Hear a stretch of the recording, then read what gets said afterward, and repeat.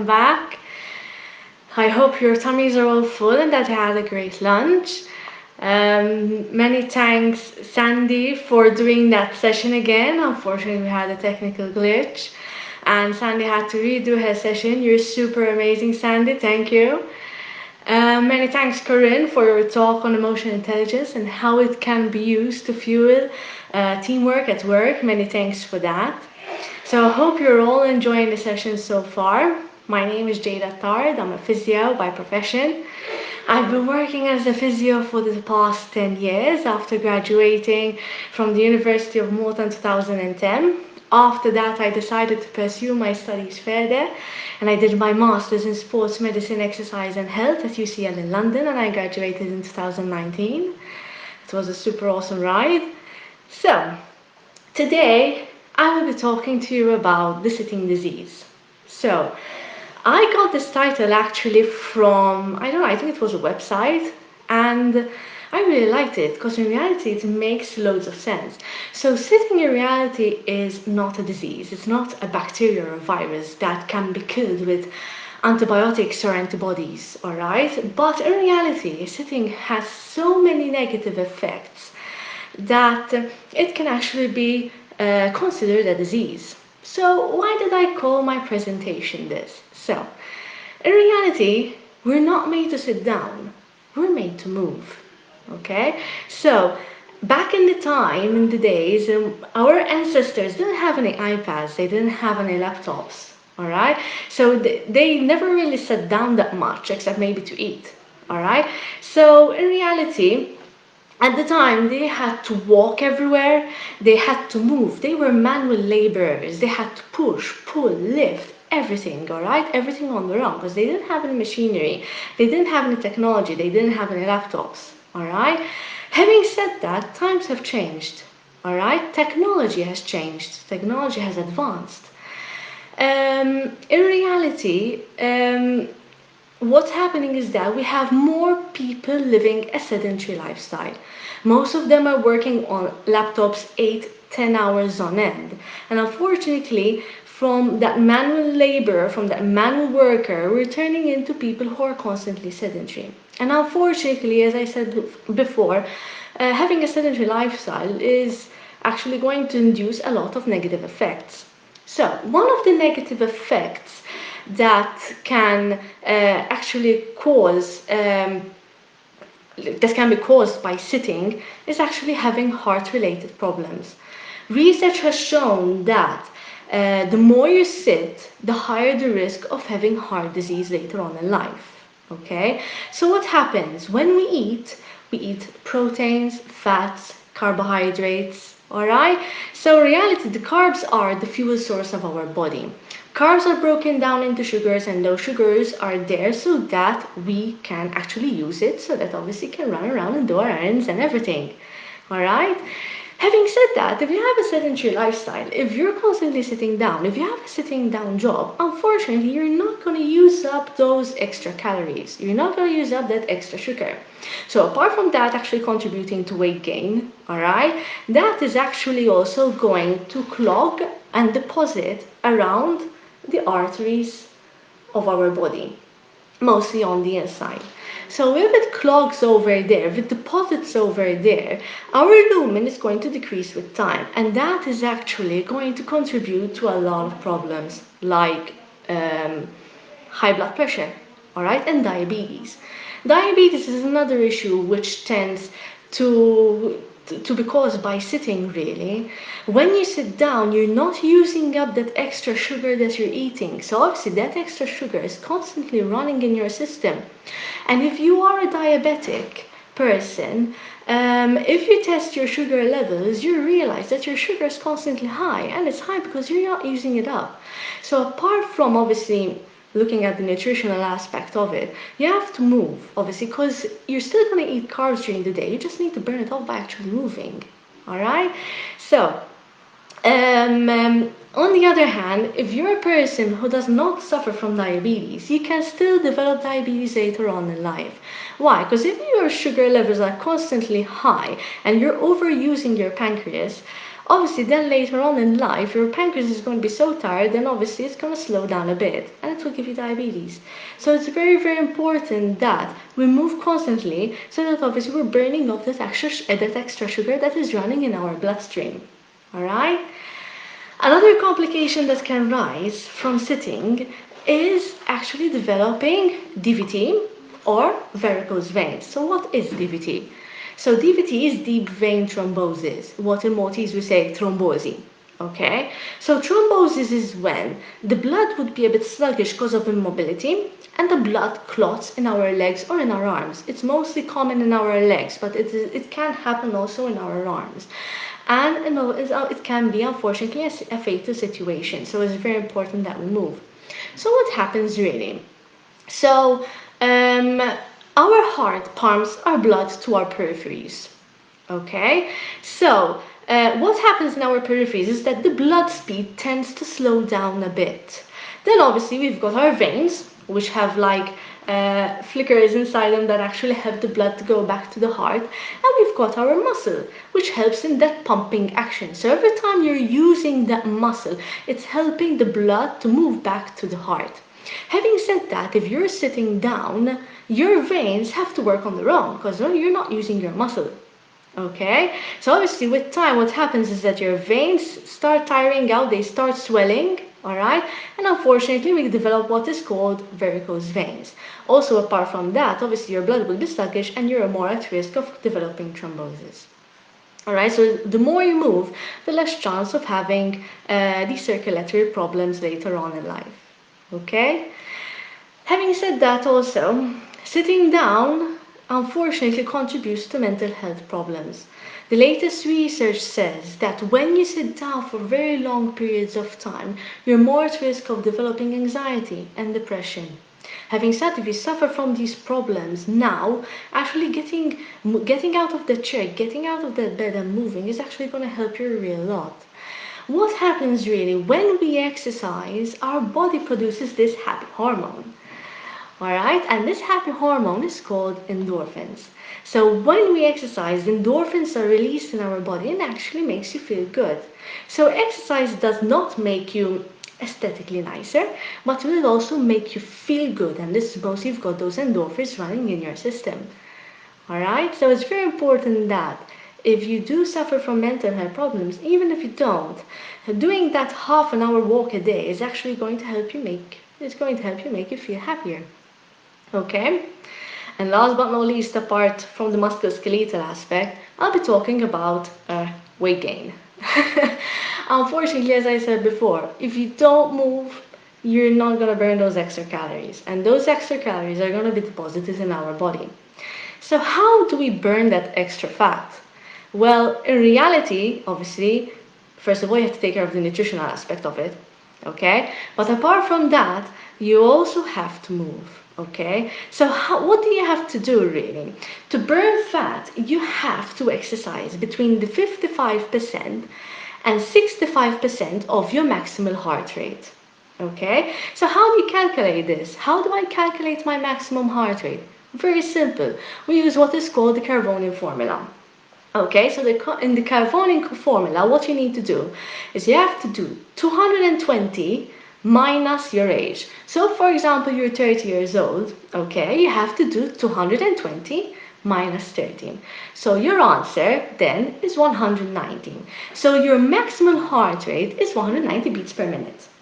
Okay, so when you exercise, if you want to burn fat, you have to exercise between 55% and 65% of the 190 in the case of the 30-year-old, obviously. Okay, so 55% of 190 is around 104, 105. 65% of your maximum heart rate of the 190 is around 124. So to burn fat, you have to exercise and push your heart rate up to a range between 104 and 105 beats per minute. Okay? So, what does this mean really? So first of all, you can also use heart rate monitors to know that you're exercising at the right intensity to burn fat, like what is known as a Fitbit. Okay? Having said that also, just to give you a general idea of how intense your exercise is, The 55 to 65% of the fat burning zone really is equivalent to a walk at a moderate pace of 3 to 4 kilometers per hour. So in reality, you don't really need to work that hard. All you have to do is just move. Alright, so the American College of Sports Medicine has some recommendations of how much you have to exercise during the week, alright, so that you remain healthy. And it says that you have to walk 5 days a week for half an hour at a moderate pace, alright, and that is the aerobic aspect. And apart from that, ideally, you should also fit in 2 to 3 times per week of strength training, alright, and flexibility every day. Alright, that is just to remain healthy. Unfortunately, when you have a sedentary job, we're not even reaching those standards. So it's very important that you take up measures, even if it's just parking a block away, alright, or taking the stairs instead of the lift. These are all minor ideas to get you to move as much as possible. Alright? So now I'm also going to talk about the musculoskeletal aspect and how sitting down can affect our posture, how it can induce so much pain really. Alright, so do you wake up first thing in the morning feeling very stiff? Ugh, I can't really get out of bed. Alright, do you get neck pain? Do you get shoulder pain? Do you get upper back pain? Alright, believe it or not, the neck, the shoulder, and the upper back, they're all connected. When I get a client in front of me suffering from neck pain, most of the time it could either be because obviously there's an issue in the neck, but it could also be related to the upper back because you've got weakness in your upper back muscles. Okay, so everything is connected in our body. Everything is connected. Okay, so there are many variables that actually can contribute to these things after all, but obviously in my opinion, from my practice, I realized that sitting down is the biggest factor. You do get the occasional person here and there who would have lifted something very heavy and obviously their back would have given way. But most of the people that suffer from neck or back pain are actually those people that have a sedentary job and they're not moving enough. Okay? So if you move, there's less chance obviously of getting pain. So it's very important that you move. Okay? So why do we get neck pain? So in reality, when you're in front of the computer, when you're in front of your iPad, it's very, very important that the iPad or the computer is at eye level. If it's not at eye level, if for example it's slightly lower than it should be, then automatically you have to look down. And if you're in this position for long hours on end, automatically that minor tilt can actually induce a lot of stiffness and a lot of spasm here at the back of the neck and in your upper back. What will happen also is that the muscles at the front of the neck tend to weaken out as well. And once that muscle imbalance sets in, that is when the pain is going to start. Alright? Because the neck wouldn't be strong enough to keep your head up in the right position. Okay? Another thing that you have to be very careful of is that when you're sitting down, your computer is exactly in front of you and not towards the side like this. So if you're in seated this position and your head is still toward the side like that, what is happening is that your neck over here, alright, is overstretched. If that part of your neck is overstretched, obviously what will happen, it will stiffen up with time because it's trying to maintain the stability that it needs. Having said that, if you're in this position, the neck on this side over here is shortened. Those muscles are shortened, so they are also going to stiffen up. So you're not obviously stiffening just one side, you're also stiffening up the other side as well. Apart from that, most of the time when we turn our neck won't be in a clear-cut rotation. We tend to twist towards the side. So our discs are not that happy because we're squashing one side of the disc and we're allowing more space on the other side of the disc. Alright, so it's very important that your laptop is exactly in front of you, okay? And that obviously it's at eye level as well. Okay, another very crucial and important thing that you have to take note is that your chair is at the right height. Okay, so as Maltese people, we're a bit slow, we're a bit short. And unfortunately, when we sit down, our feet don't always touch the ground. So it's very important that you include that stool underneath. Okay, so that your feet are constantly touching the ground. If you don't do that, what will happen is that you're going to put a lot of pressure on the back of your legs, all right, and that is going to go straight up to your back. Another thing is that what happens is that if your feet are not touching the ground, you're going to slide forwards in the chair, and it's going to induce a lot of pressure on your lower back, which is something that is so preventable, really. Okay, so make sure that obviously the seat is at its right height. Another thing which I focus a lot on with my clients is that they don't stay in the same position for a very long time. Okay, I tell people to ideally get up and just walk around the room every 20 minutes to half an hour. So in reality, you'd be like, okay, so every 20 minutes to half an hour is actually quite frequent. I don't have that luxury of time at work, all right? Which I do understand. But even if it's just standing up and sitting back down, that's going to make that big load of difference, really. What I also tell my clients is that ideally, they either place a sticker on their laptop to remember, all right, this is reminding me that I have to stand up. They can also use alarm clocks or mobiles, all right? It could be like a joint effort thing in the office, all right? But there are so many different things that can be done. Another thing which I tell my clients is also, for example, to use standing stations. What are standing stations? Well, a standing station in reality is a table which you can sit down at. It's actually quite comfortable to sit down at.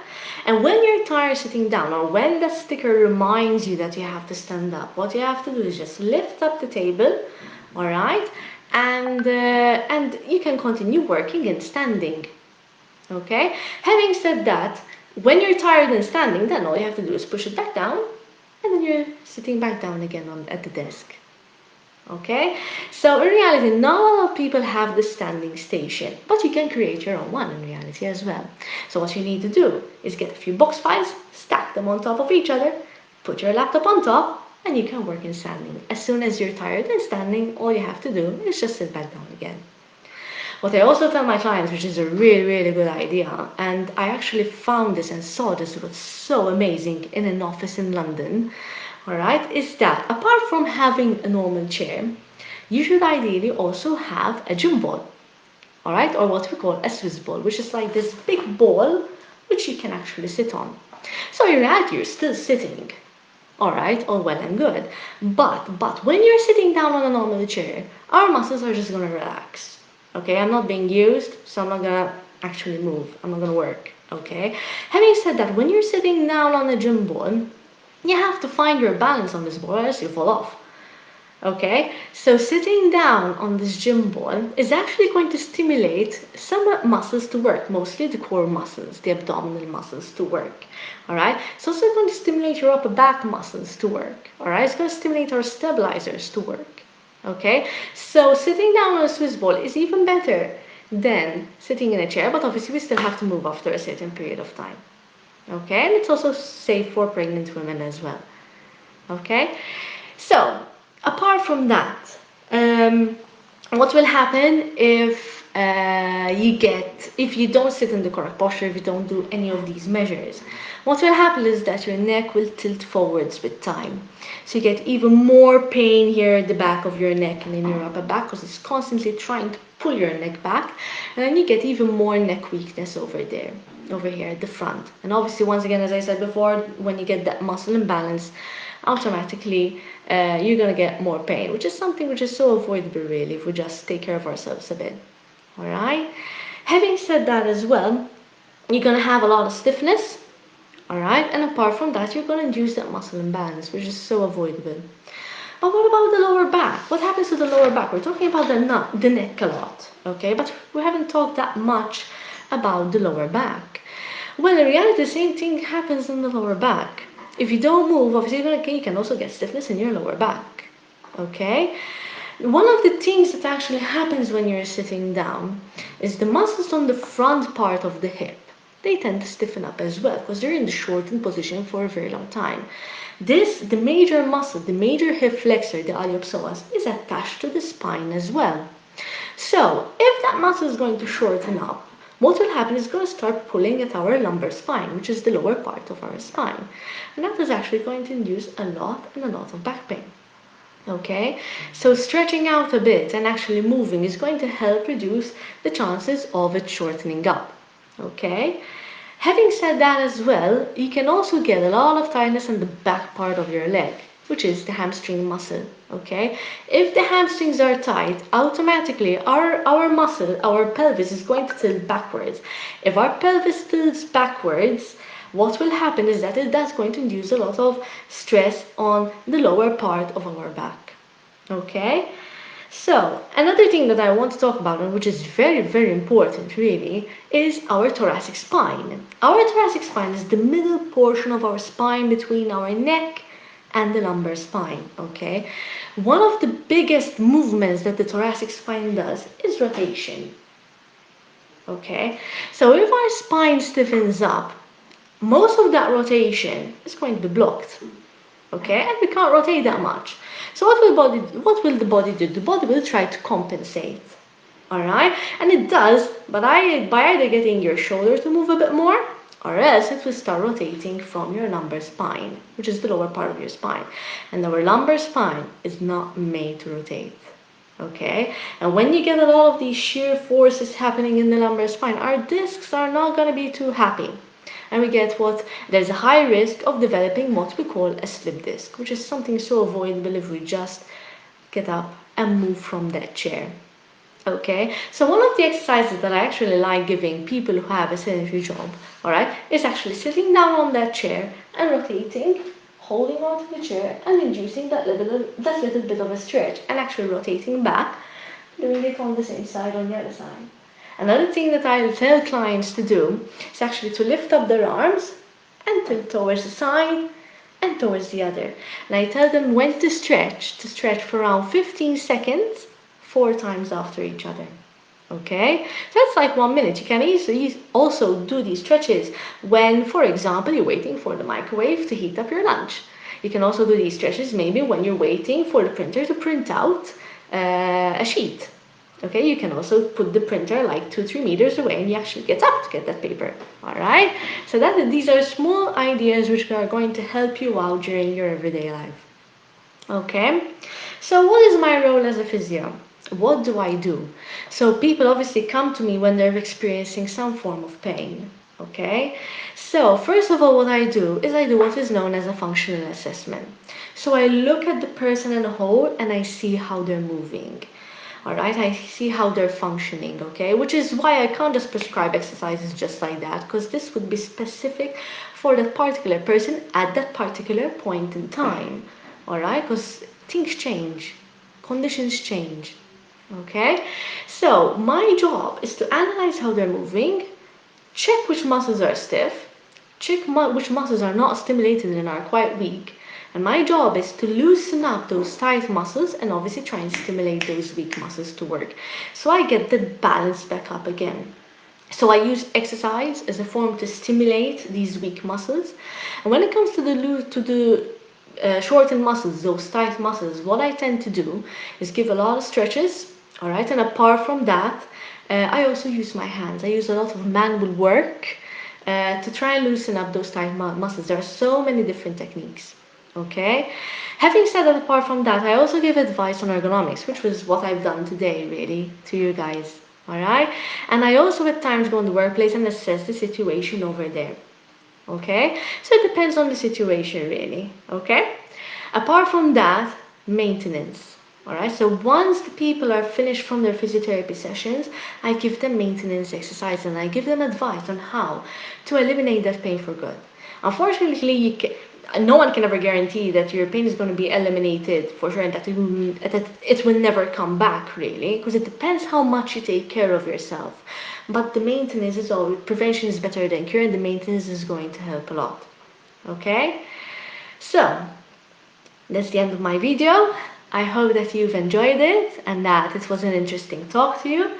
I would like you to like our Polaris page, and apart from that, today we're collecting donations to help our Wellbeing Factory survive this pandemic. So I want to say thank you so much for your donations. You can send your donations on a link that there is on the page. So thank you very much. A little bit goes a long way.